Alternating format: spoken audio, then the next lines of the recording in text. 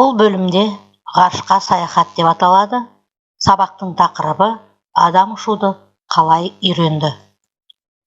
Сабақтың мақсаты оқиғаның дамуын болжаймын, себебін түсіндіремін, таныстырылым түрінде шығармашылық жұмыс жасаймын. Осы әңгімені жазған автор туралы мәліметтік бере кетейін. Александр Романович Беляев, фантаст жазушы. Бұл кісінің «Қос мекенді адам» деген шығармасы бар, «Человек-амфибия». Бұл туралы фильмде көрген боларсыңдар.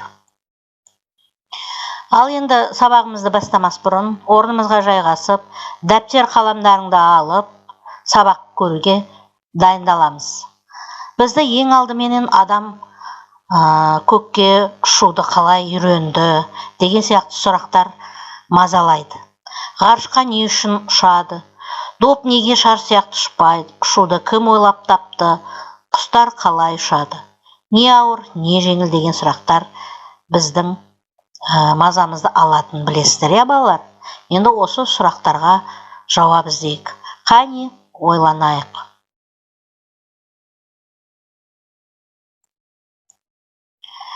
Адам ұшуды қалай үйренді?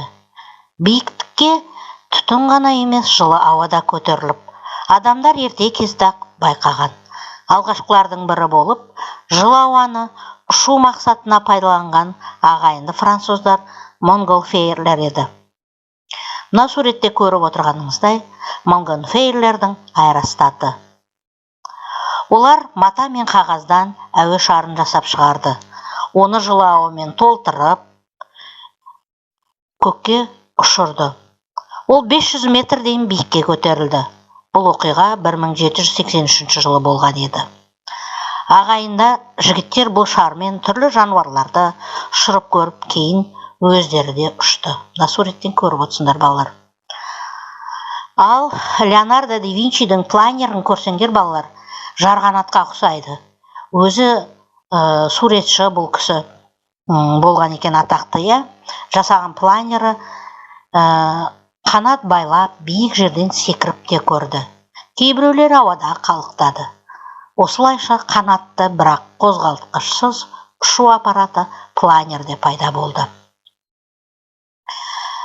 1875 жылы орыс ғалымы Менделеев 11 шақырымға дейін, тіпті одан да биіктікке басқарылатын аэростаттың жобасын ұсынды. Мұндай биіктікке адам ауа жетпей қалмау үшін ішіндегі ауа сыртқа шығып кетпейтін, арнайы бекітілетін кабина жасауды ойластырды. 11 шақырымға одан да биікке ұшатын осындай аэростат старостат деп аталды. Енді мынау 4-ші суреттегі дирижабльге назар аударайық. Мінеки балалар, дирижабль басқарылатын аэростат. Бірақ онымен ұшу әлі де қауіпті еді. Өйткені оның ішкі қабатын жұқа матадан жасайтын. Оны сәл ғана ұшқаннан лап ете түсетін сутек газымен толтыратын. Сондықтан ол өте қауіпті еді балалар. Планердің небір түрлері жасалды.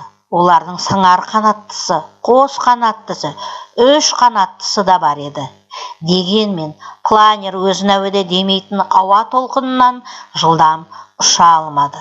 Ал адам желден де желден жылдам ұшып, мыңдаған шақырым жерді шарлағысы келді. Баратын жеріне өзі барып, қайтадан келгісі келді. Енді ұшу аппараттарының жасағанда ғалымдар неге көңіл болды? Оларға не кедергі болды деп ойлайсыңдар? Мәтінде біз демалатын ауа оттегі туралы не айтылған? Осы сұрақтар жайлы ойланайықшы. Және 4-ші тапсырмада мәтіннің мына түрін анықта дедік. Ертегі ме, әңгіме ме, мысал ма, танымдық мәтін бе? Қайсына жатады балалар? Әрине, танымдық мәтін екен. Қазір сіздер дәптерлеріңізді ашыңыздар. Өздеріңіз әуе шарының суретін саласыздар және әдемілеп безендіріп, ол әуе шарына ат қоясыздар. Келесі тапсырмамыз, енді бүгін ұшу аппараттары жайлы сөз қозғадық.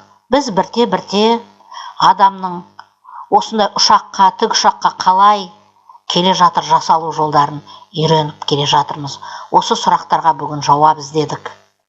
Келесі тапсырмаларда, мәтіндерде осыны ары қарай дамытатын боламыз. Сіздерге 8-ші беттегі 6-шы тапсырма беріледі. Және осы туралы бейне көріністер «Как человек научился летать» деген, және YouTube желісінен тағы бір ұшу туралы сілтеме, мына сілтеме көрінген балалар, осыны көруді ұсынамын. Осымен сабағымыз аяқталды. Сіздерден кері байланыс күтемін. Суреттеріңізді, көріп отырған мультиктеріңізді салып жібересіз деп ойлаймын. Тыңдағандарыңызға рахмет.